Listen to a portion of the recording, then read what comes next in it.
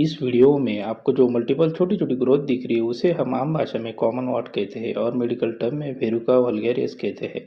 Common वाट किसी भी as के लोगों में हो सकता है।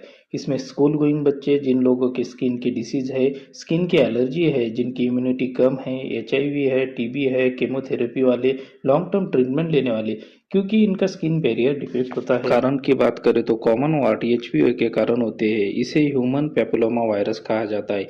इसके 200 से अधिक टाइप होते हैं, लेकिन इसमें 6 और 11 नंबर का टाइप के कारण कॉमन वाट होता है, जिसे हम वेरुका वल्गैरियस कहते हैं। Common wart skin to skin contact आने के कारण फैलता है।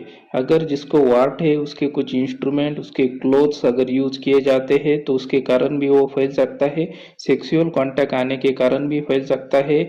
जिसको वाट है उसने उस पर स्क्रैच किया और वो हैंड उसके शरीर पर कहीं और लग गया तो उसके कारण उसके शरीर पर और भी मल्टीपल वाट हो सकते हैं। कॉमन वाट मोस्टली नॉन टेंडर होते हैं, पेनलेस होते हैं। इसे स्क्रैच किया तो इससे ब्लीडिंग हो सकती है। ट्रीटमेंट की बात करें तो इसमें 2-3 ट्रीटमेंट है जिसे सबसे पहले प्रेफरेंस दिया जाता है, वो है सेलेक्टिंग पेंट्स। ये एक लिक्विड होता है जिसे वाट के ऊपर अप्लाई करने के लिए दिया जाता है, लेकिन इससे ऊपरी हिस्सा ही निकल जाता है, रूट से वाट खत्म नहीं होता है।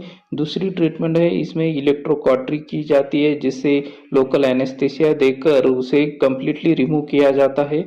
और तीसरी ट्रीटमेंट है नाइट्रोजन लिक्विड, जिससे इंजेक्ट करके उसे फ्रीज किया जाता है और कुछ दिनों में वो निकल जाता है। ऐसे और भी वीडियो देखने के लिए मेरे पेज को लाइक और फॉलो कीजिए और स्क्रीन पर दिए गए नंबर पर कॉल या व्हाट्सएप करके अपनी अपॉइंटमेंट बुक कीजिए और वाट की समस्या से मुक्त हो जाइए। Thank you.